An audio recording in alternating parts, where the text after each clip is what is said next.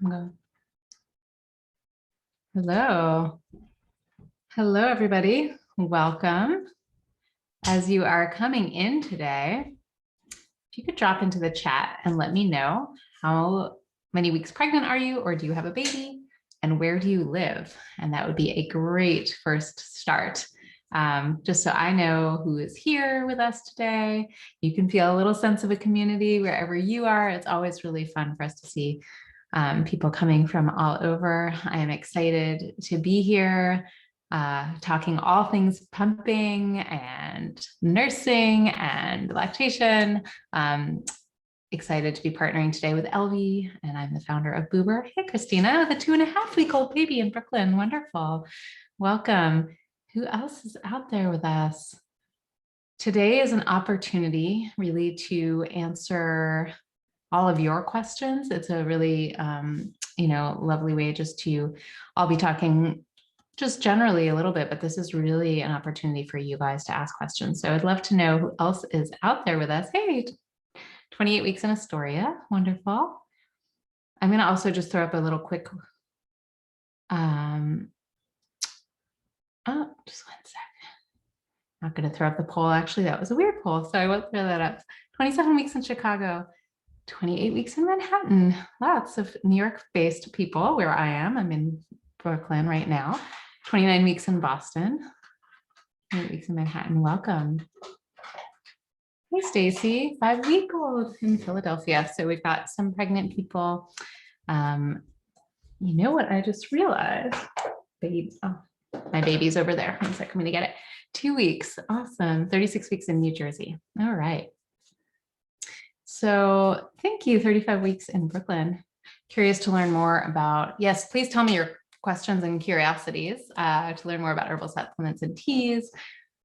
Sure, 35 weeks. Okay, so in general, this is kind of an all things lactation, pumping. I'm going to tell you a little bit about myself first. My name is Jada Shapiro. I am the founder of Boober. Boober is a platform where expectant parents and new families can find all of their classes and on-demand care providers, such as birth doulas, postpartum doulas, lactation consultants, mental health therapists. And this week, I think you should see it on our website, as we're adding pelvic floor therapists, sleep professionals, and nutritionists. All of those specialties are available. So if you need it before you see it on our website, you can just reach out to us.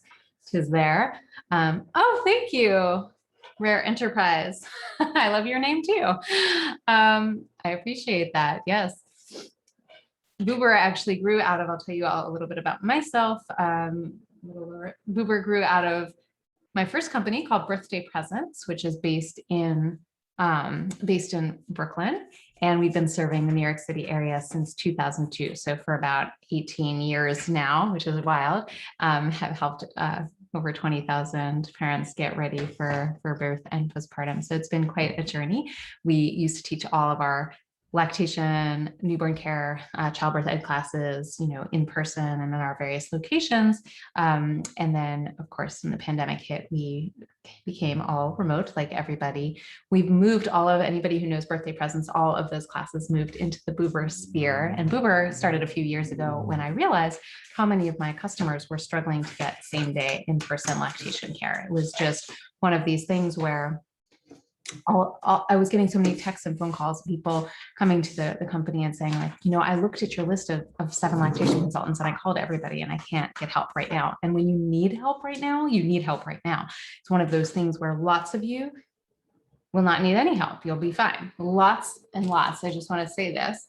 Lots of babies, this is a larger baby. Lots of babies just latch right on when they come out. And in that regard, I just want you to know that is very normal. Many babies latch right on. Some people will really struggle, and those who are struggling need help very quickly. So that is why I created Boober. It started informally, me giving out my cell phone on postcards and having people just, I said, text this number when you have an issue, and we'll match you up right away, because I knew all of the lactation consultants in the city. And so I was doing that informally for a while, and then Boober really was born. So virtually we're available everywhere. In person, also available in the New York City area and surroundings and some other locations. So I'll give you my different kind of ways to reach us. So I'm happy, I might just kind of, let me read through what some people have put in as questions. And I'm just going to kind of start generally, because we do have people who are pregnant, a lot of people who are pregnant, and some people with babies. And those of you who have babies, I want you to, you're going to have very specific questions. So feel free to ask them. I'll just kind of give a general overview about the kind of top things you want to think about. And then if you want to come to my kind of Lactation 101 class, we do a talk on that goes deep into that. I just want to really be a great resource for you. So first things are, if you can, really ask your care provider right now. Those of you who are pregnant, talk to your midwife or doctor right now and say, if you do want to nurse your baby, ask them, can I have skin-to-skin contact? Can we delay all newborn procedures? That's one thing that can make first nursing a lot easier, because we know that babies have the ability to actually, if we lay back, to crawl and latch on in an optimal way. And so we call that the breast crawl. And so it's important to note that the American Academy of Pediatrics actually recommends delaying all the newborn procedures and keeping skin-to-skin contact in order to help with the initiation of lactation. So that's one thing I could tell you as a tip to do now. All right. So I'm going to kind of just start with your questions, and then I'll give some more tips. And this forum today, we wanted to really try this as a real Q&A forum for you all, and then, give you more information. So let me see what I've got here. You can drop it in the chat, or you can also, the Q&A is really helpful down at the bottom, because that lets me kind of keep track of all of the questions that will come in. So somebody writes that they're curious to learn more about herbal supplements and teas. So you mentioned Legendary and Oat Mama. So I'm going to kind of take a step back and let's just talk a little bit about herbal supplements in general and milk production. And Meryl, can you tell me, are you pregnant, or do you have a baby already? You're pregnant. I'm looking back. Okay. So the first thing that's really, really important in terms of milk production is things I want you to remember. More milk out means more milk made.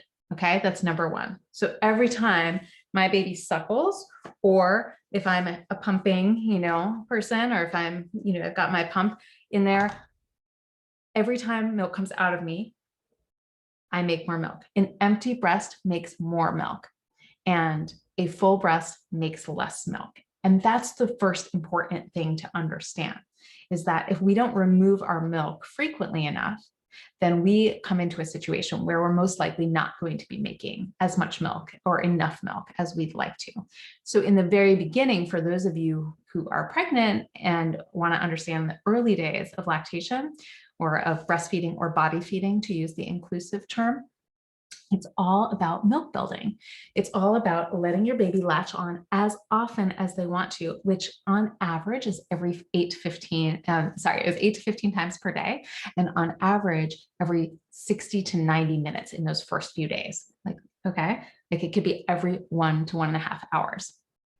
Now, if we don't know this, our tendency as new parents is to go, oh my goodness, my baby can't possibly be hungry again. I just fed them 48 minutes ago or an hour and a half ago. How could you be hungry again? So it's really important to know how milk building works. When the baby suckles at your nipple or at the breast, and they give that nipple stimulation, right? We release all the hormones. That signal goes up to my brain, and my pituitary gland makes the hormones of milk production, the prolactin and the oxytocin, and prolactin makes the milk and oxytocin moves the milk. And if you come, for those of you who are pregnant, if you come to our childbirth classes, we go much more into the hormones of childbirth. Oxytocin is one that causes the contractions, right? Of course, but it's also the hormone that produces bonding and love and interconnectedness with our baby, and it moves the milk.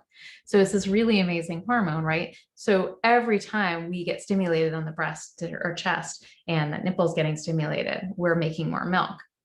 So herbal supplements and teas and all of the kind of products around milk making should not be your first line of defense at all. Most people will make a completely sufficient and appropriate supply if their baby is latching frequently, if we don't restrict access to the breast or chest, so we let the baby feed whenever they want to, whenever they show the signs, which we'll talk about in a little bit, and if the baby is nursing properly, right? So some babies may have an anomaly or something going on with their tongue or jaw structure or something that's happening where they're not able to, here's my boob, they're not able to sufficiently pull or extract the milk when they're not latched on properly. So if we have an improper latch, that can affect milk supply. We do a whole full class on milk supply where I do presentations and everything. And this one, I'm just going to do more talking. But, you know, I would love for, I'll drop some of those in the chat for those of you interested in the building milk supply. So an ideal latch helps build supply. And if we have an ideal latch that's not painful, and we have frequent feeding whenever the baby shows the signs, most of us will make the right amount of milk for the baby. Some of us will be overproducers. Some of us will be underproducers. If we're an underproducer and we've worked, you know, we've tried to figure out why. So if my latch is not proper, I'm going to highly recommend that you reach out to Boober and get a lactation consultant, or if there's somebody, you know, that you know as well, find a lactation consultant who can connect and help you figure out why. And if the baby's not latching properly, they can help adjust the latch. And then once you get a good latch, you start to see more milk production. If you're doing everything right, good latch, it's not hurting you and you're feeding, you don't have cracked bleeding nipples and all the signs of a poor latch, and the baby's feeding well, and the baby's peeing and pooping well, which is another sign that the baby's getting enough. We'll talk about that a little bit later. Then you could try some supplement. If you're like just underproducing a little, or you're trying to make a little extra, there are a couple, you know, great products or different kind of supplements out there. Like I'm going to share with you guys our products we love page, and I'll actually pull up one of the products that can be helpful.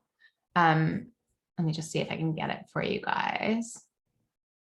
So for instance, Majka, which you might have heard of, could be one product that people really like. And think about it first from a health standpoint, right? If you are going to take any supplemental foods or teas, there's teas that have ingredients like fenugreek, which you want to make sure you don't have a thyroid issue, for instance, right? So you always want to check in with your doctor or your midwife if you're going to be taking a supplement. Oats, like there's certain lactogenic foods. So like a Majka or all of these other companies, you'll see if you go on our products we love page, you know, you'll see that the companies use different ingredients that are considered galactagogues. Oats are known to be galactagogues, right? You'll read that a lot. So oatmeal, like I know one person who tells a story always about when she would eat oats, she just really saw crazy milk production to the point where she actually couldn't eat oatmeal because it really did increase her milk production. I rarely see that. So that was really interesting to me, this one person who had this experience. So that's the first thing. The second thing is if you're not making enough milk, right? And you're curious and you're like, oh, I want to try like mother's milk tea. I actually I'll look at Legendary and Oat Mama. I actually don't know either of them particularly well, but Oat Mama obviously has oats. We know that things like brewer's yeast also really help. You'll see herbs like moringa. You'll see many different things, but some of them do have contraindications. So you don't want to just kind of like take herbs, right? You want to check in. And that's where a lactation consultant, again, if you're feeling compelled to take one of these products, I would say, why? Let's make sure that you got a good latch, right? First, that's important. The next thing before I would go actually into foods, I would then go, okay, am I nursing frequently enough? If I'm nursing 8 to 15 times a day, I'm nursing every 1 to 3 hours on average, and it's still I'm not making enough milk. My pediatrician has told me the baby's not gaining enough weight or the baby's not peeing and pooping enough.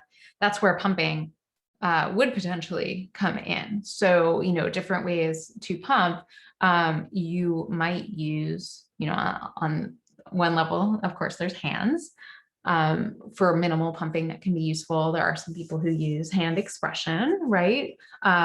Then there's hands-on pumping. So you're gonna, you know, if you were to use a breast pump, so for instance, like the LV breast pump, which you would put into your bra, right? And get it in there. And actually, you can't even, I'm not wearing the right bra for this, but you could use an LV pump, for instance, or whatever, breast pump you have. You could use a pump to increase your supply. LV also has, I don't know if you've seen the new LV curve, which goes inside your bra, and you just kind of press it like this once it's in there. So it kind of lives, and it's like a hands-free manual pump. That's another option. Now you could have this on the other side while you're nursing, and on this side, you're kind of doing a little bit of that every now and then to increase your supply. Pumping is meant to either replace a feed or it's meant to add on, right? So I would nurse. If my baby is not nursing sufficiently, then I'm going to add on after a session where I would pump for a few minutes, depending what I need to do, which is why I'd highly recommend, if you're feeling like you're struggling with low milk supply, that you would reach out to a lactation consultant to help you figure out a pumping plan. How often do you have to pump? How frequently? How long should you pump for? And all of those questions. And then I would go to the herbs and the teas. Now the teas have also good ingredients in general for new lactating parents. So they're high in iron. Sorry, not high in iron. They're high in various minerals that can be useful. Some do have iron, actually, depending. So, thinking about that. All right, let me see what other questions came in. I hope that was helpful. I'd love to hear more about what types of pumps you recommend and what you can do to increase your milk production. So hopefully I just kind of did some of that. So the big things for increasing milk production are making sure that you have a good latch first and foremost. If you have pain, cracked, bleeding nipples, you probably don't have a good latch. So nursing should only be painful in the first couple of weeks for the first 30 seconds or so. Most people, when they have an ideal latch, don't have pain at all. Does that sound like, has anybody heard of that you cannot have pain when you nurse? Do any of you have that? Have you heard from friends ever that they may have not painful nursing? Or I should ask in the other way, who here has heard that nursing can be painful, right? So you'll hear about that much more often, but pain is common, but not normal. And that's something I really hope you'll take from today. Painful nursing means that the latch is probably shallow. So when the baby's latched on, they should not be on the nipple. We don't call it nipple feeding, we call it breastfeeding. And in breastfeeding, you'll see, or chest feeding or body feeding, you'll hear different terms, but the mouth is fully not engaged in this nipple. The nipple is going back all the way to the soft palate. So if you take your tongue, kind of roll it back to the back of your mouth, there's like this arcing cavernous area. That's where the nipple should be going, into negative space. So if you have pain while you're nursing, we're probably not going to make enough. So in order to increase your milk production, you're going to want to latch frequently whenever your baby shows the signs of hunger. Let's do the signs of hunger, right? Lip smacking, tongue out, mouth motion, head going side to side, just waking up. They're going to be hungry soon after. They start to get balled fists. They're strong in their arms. They're ready to eat. But really, when they've just woken up is the best time. Just when they start to stir, they're probably hungry. And that's the easiest time to feed them. And the hardest time is if we wait for crying, which is the last sign of hunger. All right. So in order to build that milk supply and pump, what types of pumps I recommend. And Lavina, I guess I would ask you, have you checked what your insurance provides? So a lot of people, almost all people have a breast pump that is available through insurance, which is something you should definitely look at and consider. And then depending on your needs, right? For instance, like the LV pump would be a pump that's hands-free and wireless and is great for people who need to be a bit more mobile, who are working, who just like the idea of not being wired, right? So that can be useful if you are, you can let me know which pumps you looked at. A lot of people will also, for their breast pump from insurance, Spectra S2 would be a really common choice. The hand pumps, right? Like you could use, a hand pump is great for people, like this is manual, the curve, for people who don't need to pump a whole lot. So if you tell me, Lavina Moore, or anybody here, like what you think your pumping needs are, it all depends. Like, are you going back to work away from your baby? Do you just want to pump a little bit so that you can feed a bottle and be able to go out on a date someday when the world is like that? All of that. All right. So Christina, my baby is 2.5 weeks old. Congrats. And he will root around for the breast and he'll be right on top of my nipple. And he acts like he can't find it and gets increasingly agitated. Is there a way to skip over his rooting and agitation? So, Christina, my question, and I'll go back to you, Lavina, in just 1 second. I just saw that you answered me down here. So I'm going to go back to you and I will answer your question in a sec. Has the baby always been doing that, Christina? Like, or is this new where he's rooting? So which, you know, saying baby's rooting right at the nipple, gets really agitated, acts like he can't find it, right? So I'm wondering how hungry he is. If he's super hungry, they're more likely to do that. They can get very frustrated.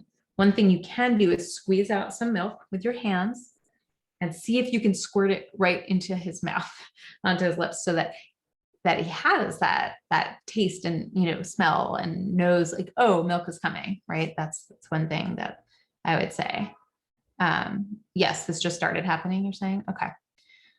So it could be 2.5 to 3 weeks. Sometimes they have a little bit of a growth spurt. So I would just try at the earliest sign, latching on. I would definitely squeeze something out, right? Are you doing any bottles, Christina? Also, that would be my other question. All right. No bottles yet. Okay.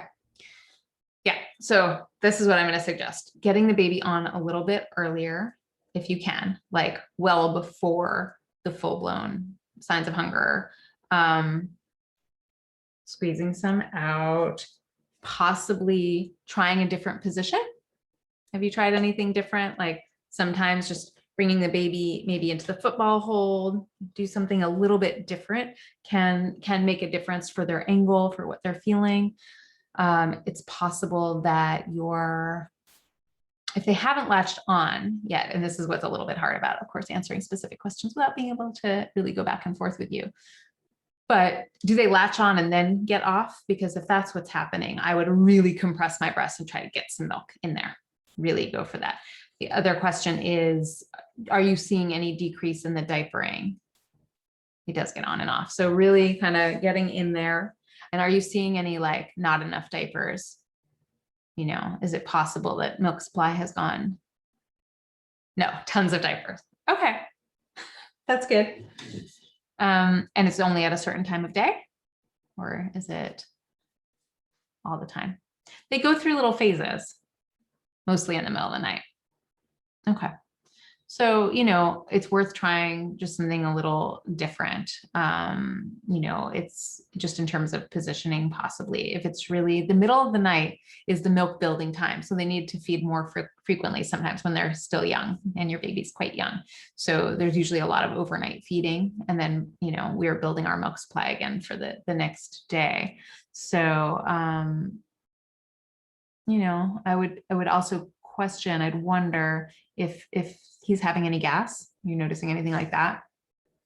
Like, does he actually need to come up for a little bit more of a burp? Okay. Well, keep watching it. See if he needs to, you know, maybe be burped a little bit more, especially in the feeds before going, you know, like the last feed. One of the ways to burp for everybody that can be really nice is to put your baby kind of like this, and you hold them where you put the chin into the hand and you just rub their really low back. We actually have a video of this. I don't know if you guys yet follow, if you have your phone by you, if you want to grab out Boober, we do on IG, on Instagram, we do a lot of teaching there. And if you scroll down a little bit, there's a great video of this early burping technique. How do you know when a baby needs to burp? And then I'll go back up to some of the questions. But the way yeah, you're welcome, Christina. How do you know when a baby needs to burp? So if they're brand new, I would always pick them up after feeding them and give them that little time. Just being upright will sometimes get the gas bubbles up, right? Some little taps maybe. Or like I said, you could sit them in your lap and kind of go like this, or tap them depending on what works best. Not all breastfed or chest fed babies need to burp. You get a perfect vacuum suction seal, they don't swallow a lot of air. And you can realize if like one time you forget to burp and then they don't fuss and they're fine, you can start kind of holding off on the burping. If you are using bottles at all, babies definitely need to burp. They swallow a lot more air. If you have a baby where you hear slurping, sucking, clicking a lot, then they're probably swallowing a lot of air too. Babies that are tongue-tied, that have a bit of the problem where the tongue doesn't extend all the way out, we can talk about that a little bit later, that can cause a lot of gas. So really gassy babies may be nursing, but they're pulling in lots of air too. And so you want to do a lot of burping, like keeping them upright for 15 minutes, even sometimes, if that's going to allow them to get the gas out upward, right? If we can get the gas out of this way rather than out of their booty, because that takes longer to travel through and creates a fussy baby. All right, let me scroll back up and see other questions. So since milk, Nicole writes, since milk may not come in for a few days postpartum, is there a formula you recommend using while waiting for breast milk to come through? Thank you so much for that question. So this is a really interesting point. We don't have full flowing breast milk until about day 3, but you do have breast milk right from the start. And it does not look like breast milk, but it is breast milk and it is all your baby needs. It is called colostrum. It is the liquid, we call it liquid gold. And it is in such teeny tiny amounts, getting out a little prop, that the baby only takes 1 to 2 tablespoons in the first 24 hours. That's all they need. They feed 8 to 15 times a day in that first day, so a lot, and they only get a little. And their stomach is the size of this teeny tiny marble.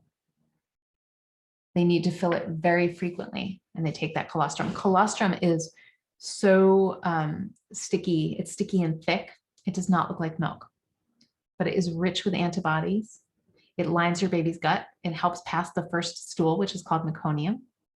And that's what they need to pass before they're allowed to leave the birth center or the hospital. Or if you're having a home birth, your midwife will look at that. And it also, colostrum is what allows babies, to really meet all of the germs and the viruses in their environment, right? We know that colostrum is extremely protective. Breastfeeding, breast milk is extremely protective of babies, getting disease and illness of many, many factors. So you don't need any formula in the first few days unless you do. In the rare case where you're not making enough milk for your baby. And again, depending on where you're giving birth, somebody should be monitoring this and watching pees and poops and all of that. That if we were to actually give routinely in places that just give a bottle routinely in the very beginning, what are you doing when you're giving your bottle to the baby? You're not stimulating your breasts or chest. And remember that I said more milk out is more milk made.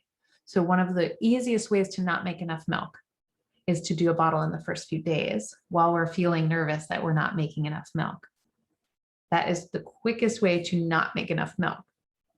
Every time you do, any of you who do need to give a bottle in the early days, and sometimes clinically you do, or you make that choice too. Boober is all about meeting parents where they are. So this is no judgment at all. I don't care how you feed your baby. I want you to feed your baby how you need to, but I do want you to feel informed that if you do intend or wanted to breastfeed or body feed, as long as at least here at the American Academy of Pediatrics recommends 6 months exclusively, in order to get anywhere near meeting that goal, right, we do need to understand how it works. And so if we're giving a bottle of supplement in the very, very early days, what should I be doing?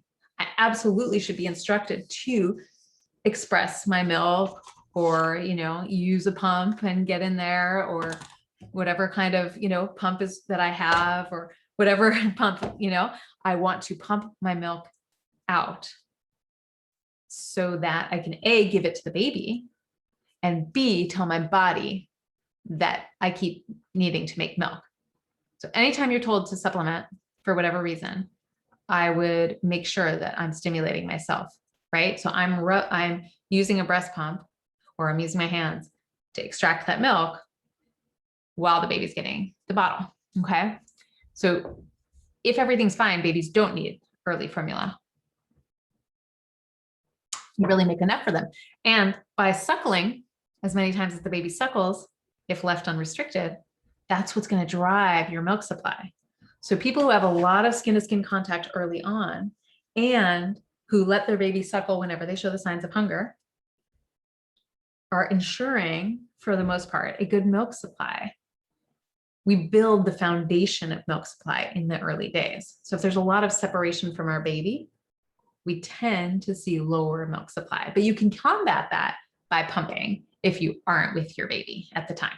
Okay. If they had to be in the NICU or there was something clinically, going on where we couldn't be together. So I hope that's helpful. All right. So Lavina, back to your question. It covers basically any pump. Oh, okay. So yeah, well, the LV, so that's a good question. So you're saying that you thought the LV was just a pump for the go. It's used in different ways. I would say that it's used for, it can be used for anybody, for any situation, but it is a bit different, and it does depend on whether it, will it be your primary pump? A lot of people use it. Some people use it as a primary pump. Some people use it as a secondary pump, where they use it when they are on the go, but not only on the go. I would say like when they're at, at work and need to be working and be on the phone, because it's pretty much silent, whereas other breast pumps are much louder. So that is one of the benefits of it.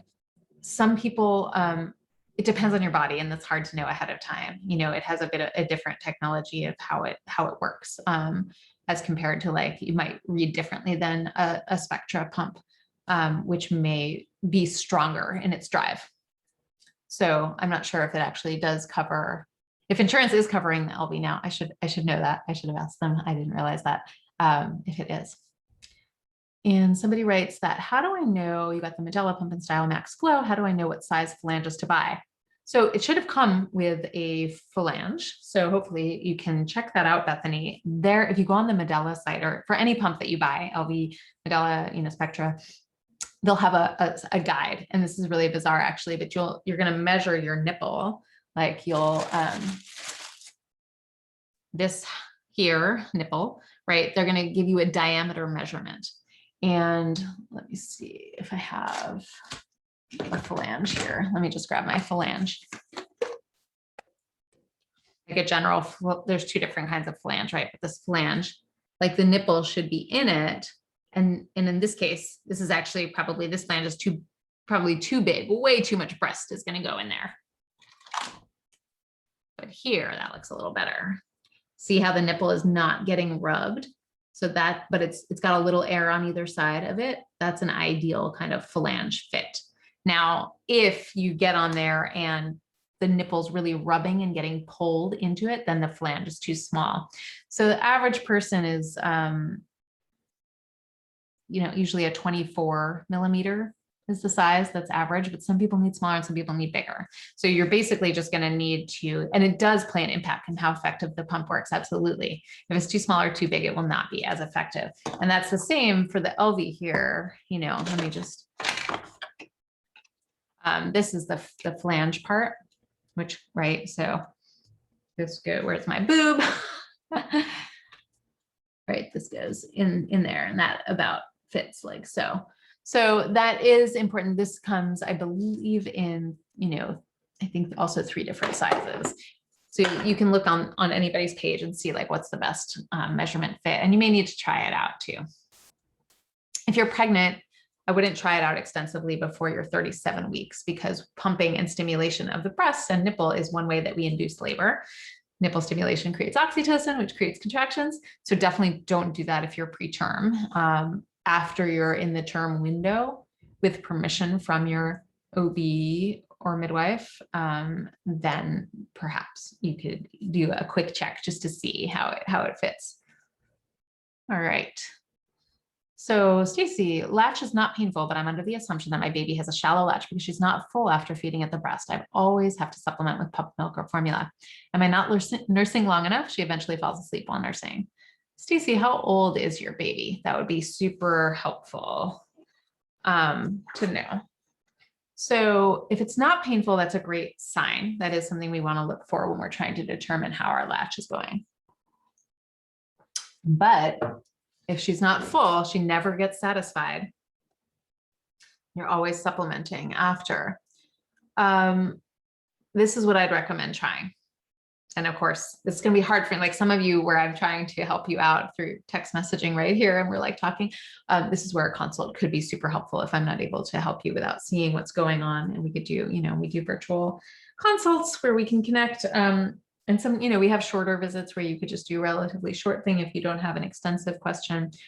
But essentially, I would do hands-on nursing with your baby? You said she eventually falls asleep while nursing. How do we keep it going? Try tickling. Try tickling. So tickling feet, tickling armpit, that can keep them stimulated. Hands-on pumping. I'm sorry, hands-on nursing.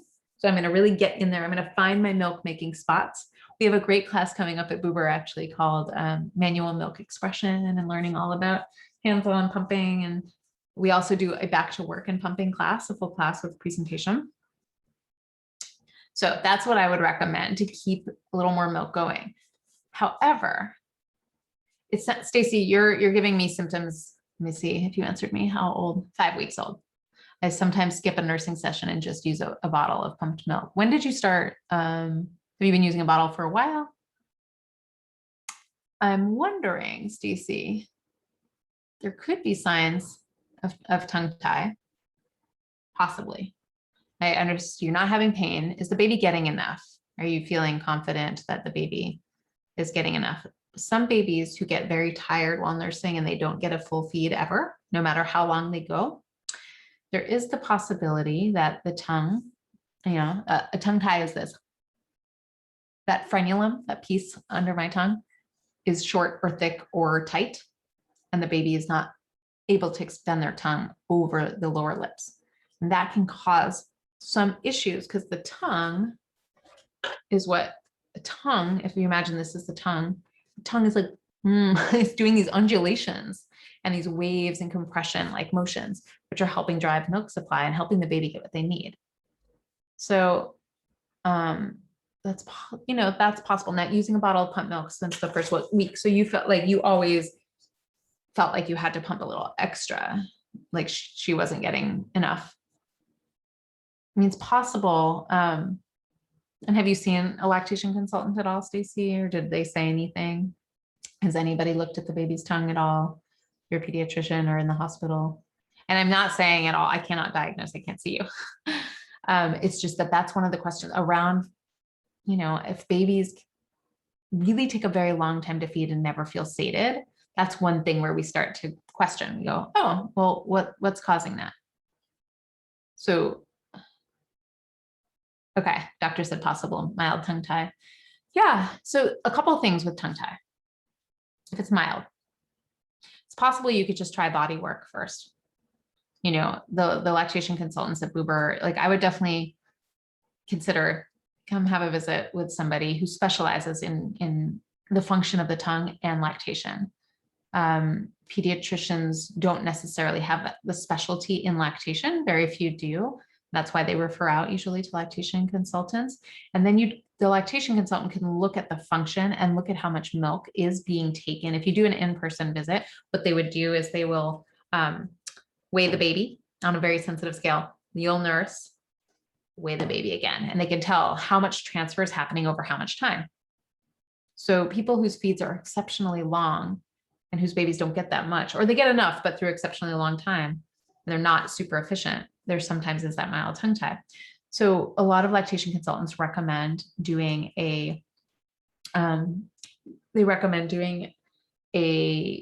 working with sorry, I'm just forgetting the word, speech language pathologist, SLP, or a PT, physical therapist who specializes in newborns, or a craniosacral therapist who specializes in newborns, or a chiropractic specialist who specializes in newborns. So there's a bunch of different people who do work with this. And sometimes they just do the body work.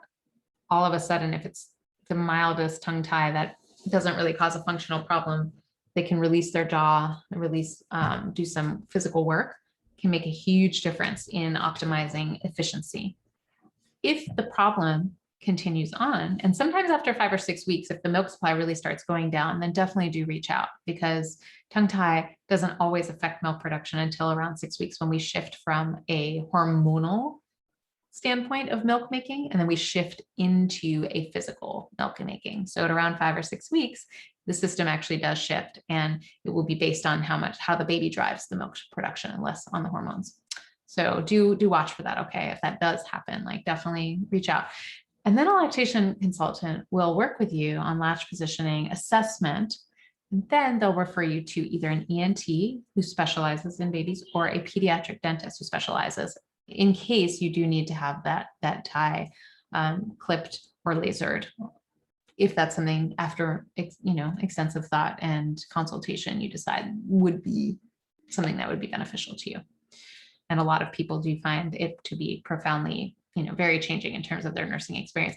And some people don't. There's a whole lot of aftercare you have to do as well. Not always, but sometimes maybe 10% of babies just are fixed immediately, but it is a process. Okay. So, check in. Definitely feel free to come visit us. We'd be, happy to support you. Or if there's somebody your doctor works with, I will just drop this for you guys, lactation support, in case anybody does need a lactation consultant. We will follow up with some resources after this as well.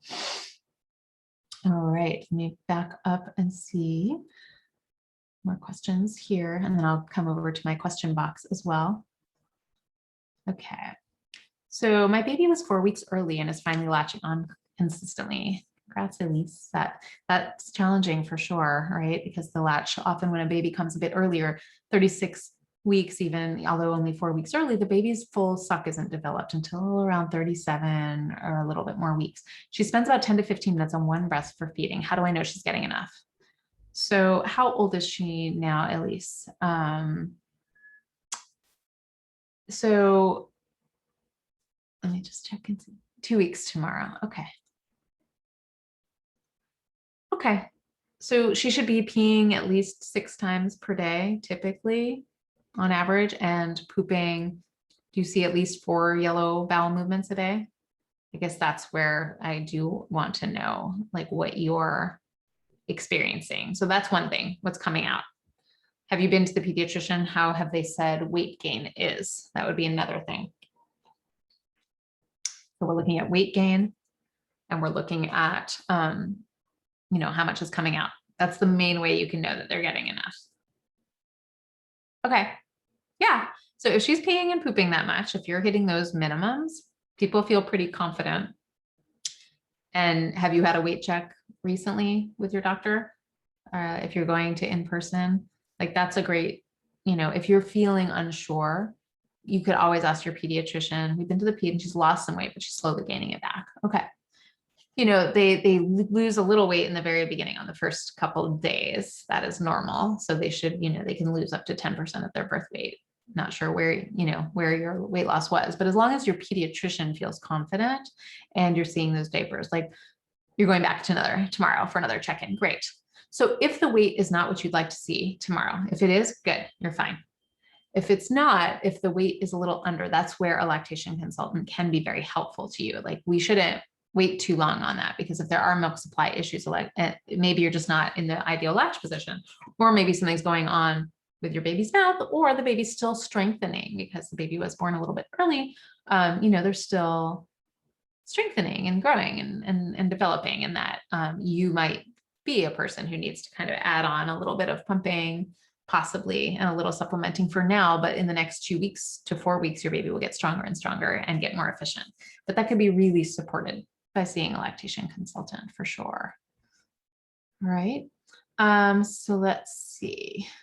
Currently triple feeding and supplementing with formula. Okay. At least. We eventually, I'm sorry, I missed that second part. I didn't realize that was you as well. So just to add to that, you're saying, how do I know she's getting enough?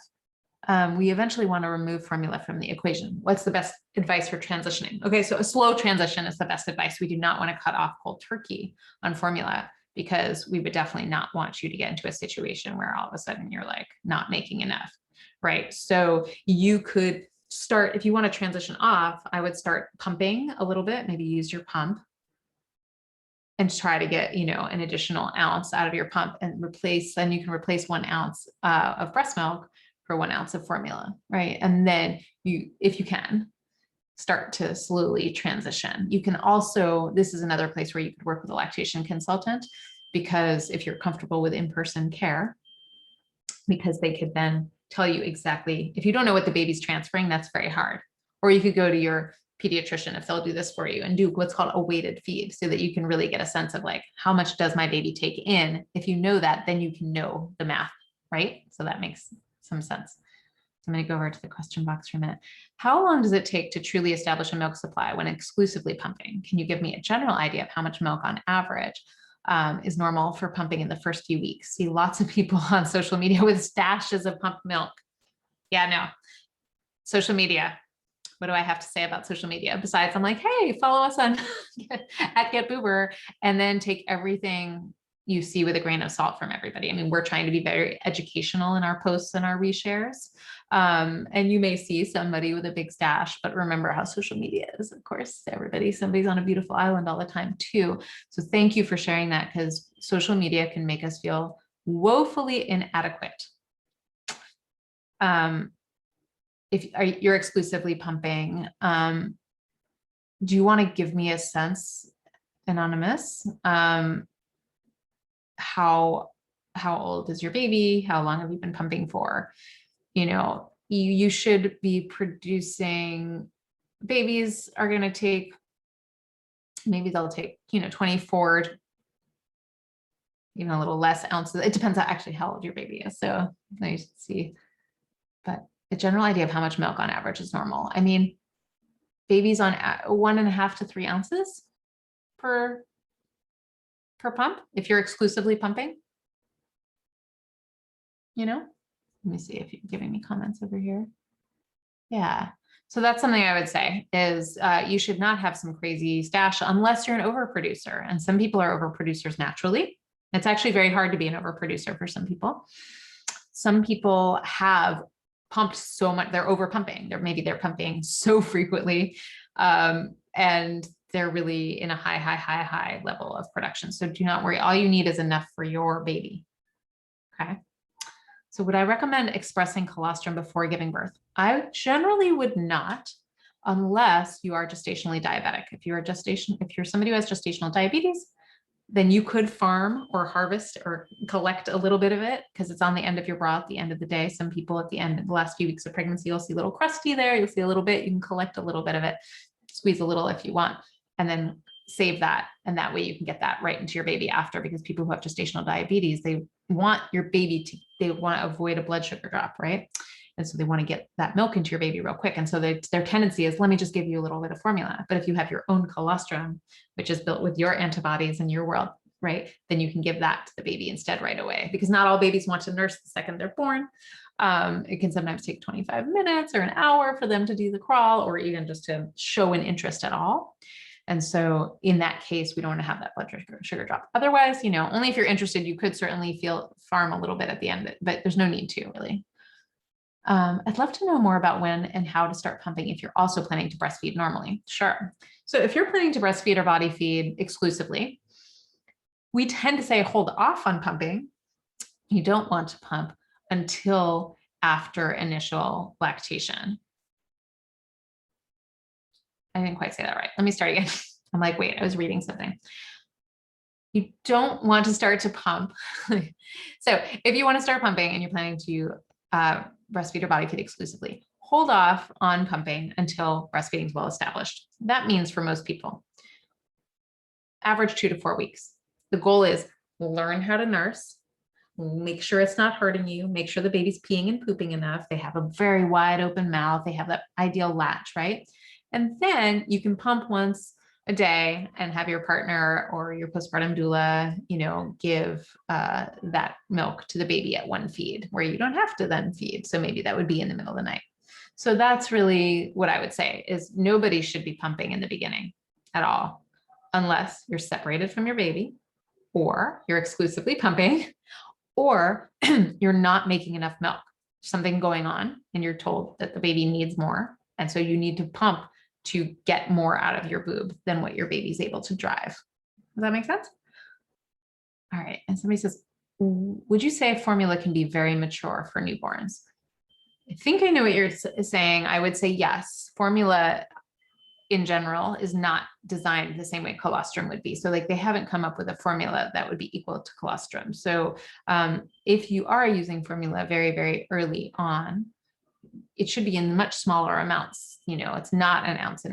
Like, remember we said you're going to get 1 to 2 tablespoons in a total day. So very, very small amounts. And we do know that formula, especially in a premature baby, can be more dangerous so in NICUs, there's some NICUs that, require having donor breast milk there, because that can prevent something called NEC. So that is something to consider. Small amounts, if you do need, of course, you need to feed your baby, right? So if you're not able to or don't want to put baby to breast, then your next options are either donor breast milk or formula, and just being mindful of the amounts that you use in the very beginning.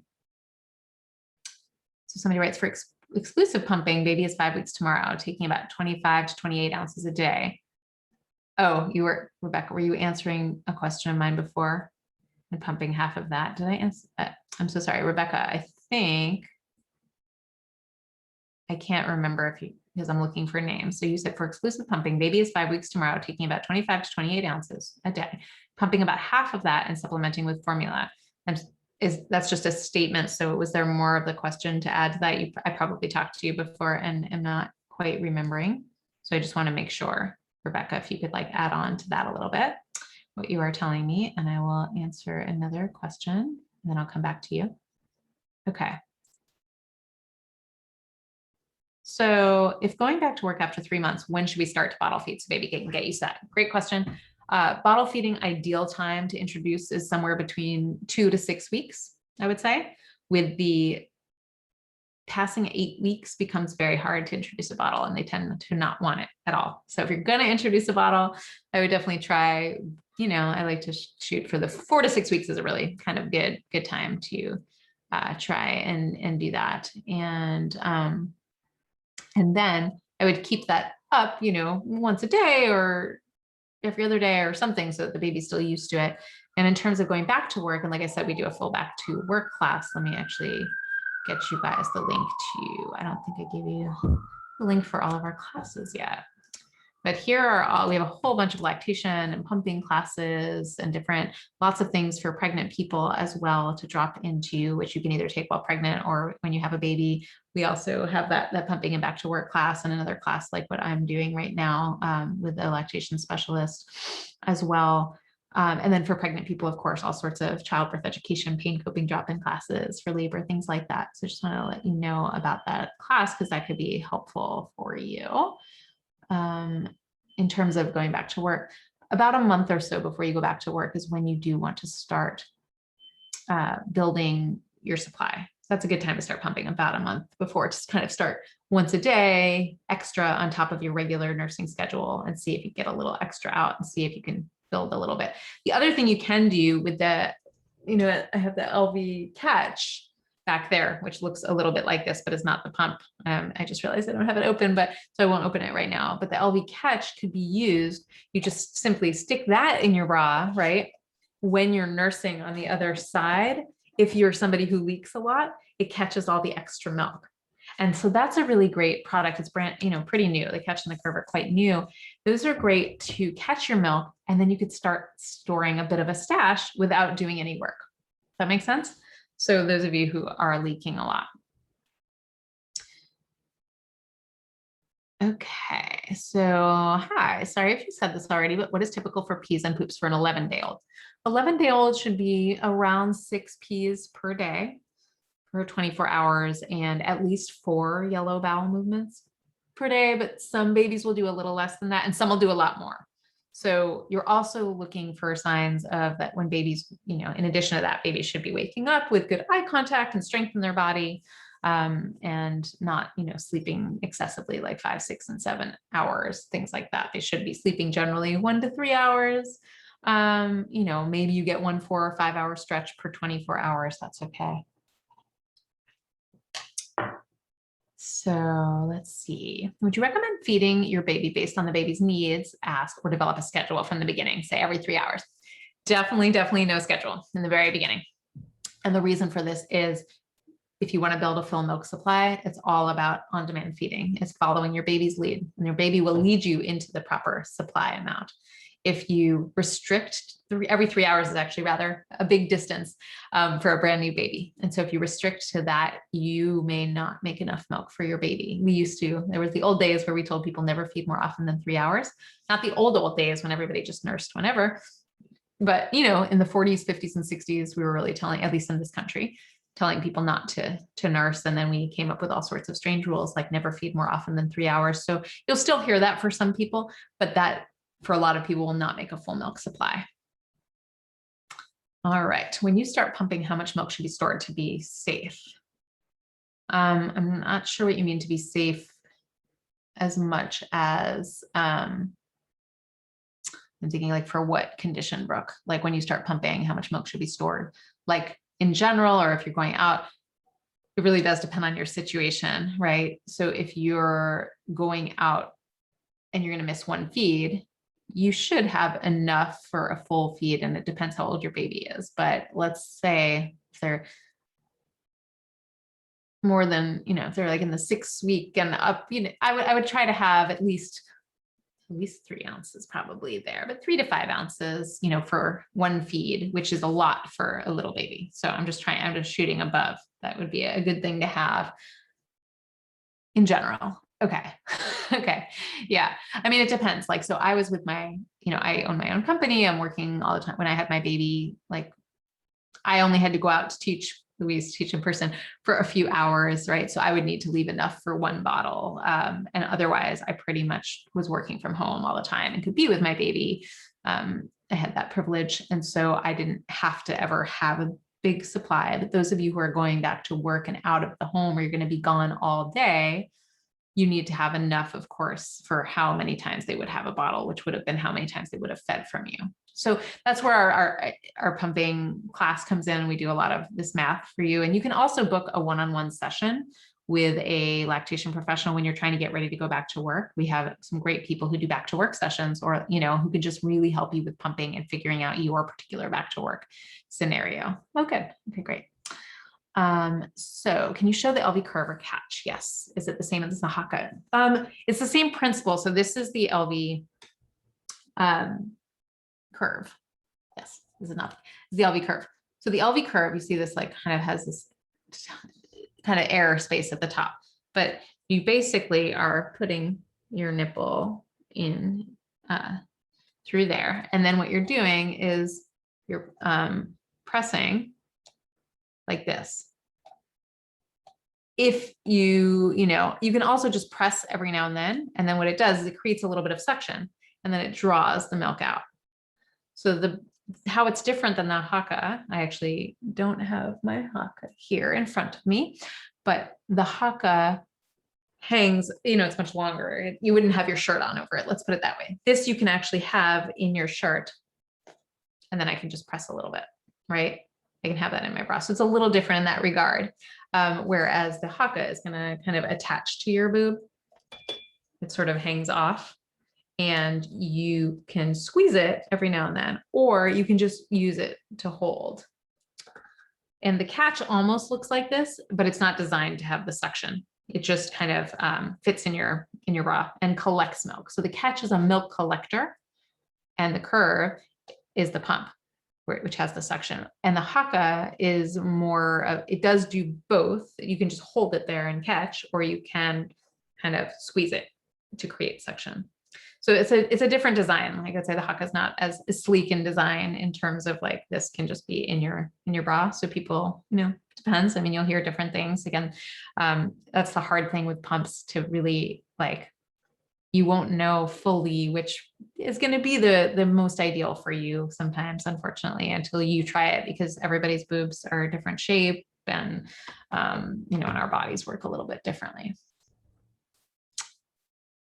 In the first few days when the baby is born, is the amount of milk colostrum only teaspoon level? Yeah, well, 1 to 2 tablespoons in the first 24 hours.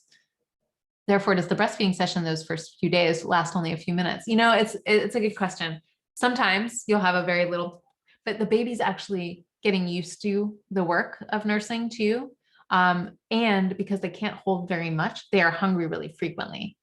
So I would say the nursing sessions in the very beginning are anywhere from 5 minutes long to 40 minutes long, you know, whereas when you get more into normal lactation, like let's say by day 3 or so, where the milk has come in, then it kind of changes a little bit. It gets much more efficient. Actually, they get faster, especially as their mouth grows.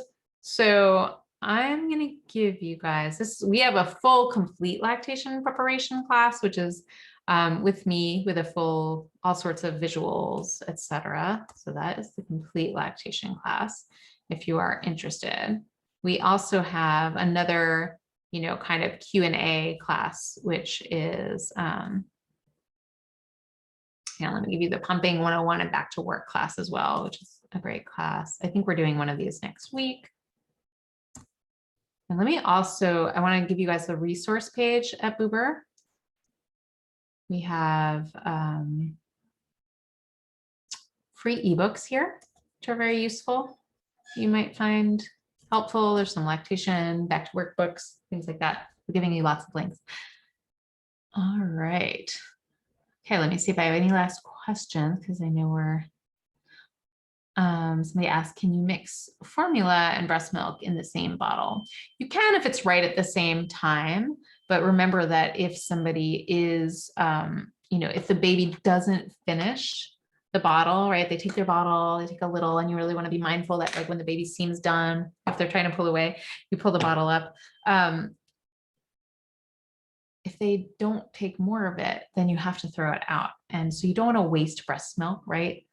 And if they don't finish what you poured in there. So most people do tend to use breast milk first because they want to get more breast milk into the baby, and then they follow it with formula if the baby needs more. Does that make sense?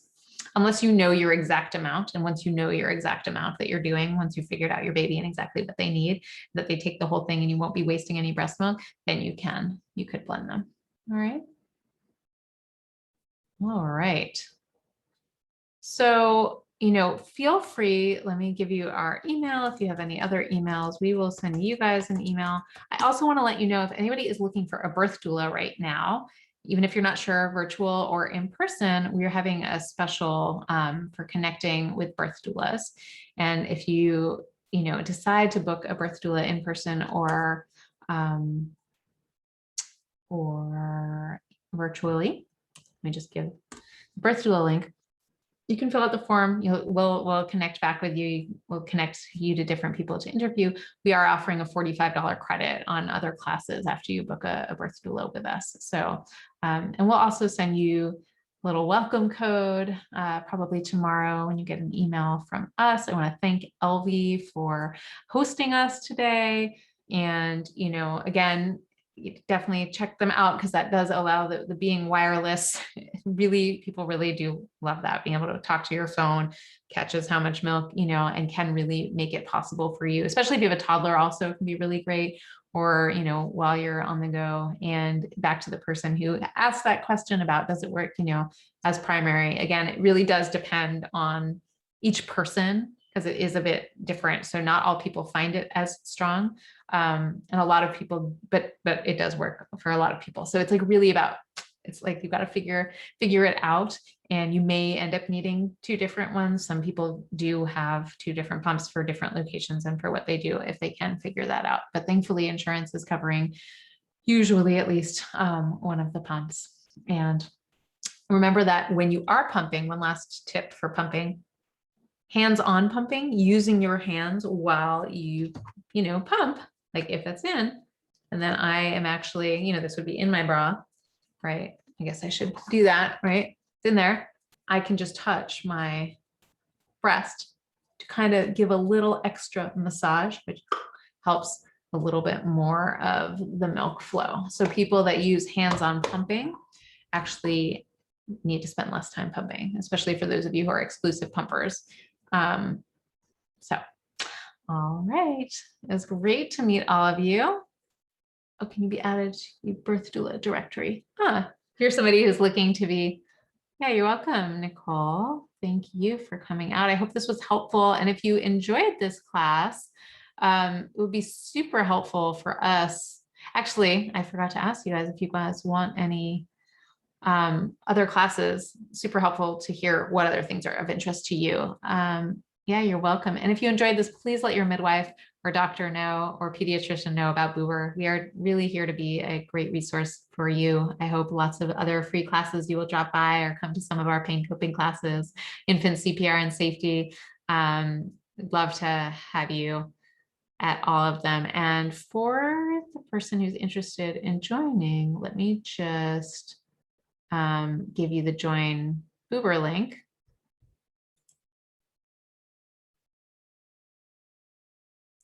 I'm going to give you this join Boober for Rare Enterprise. If you could join and fill out that form, and then we will be in touch with you to connect. Thank you so much for coming.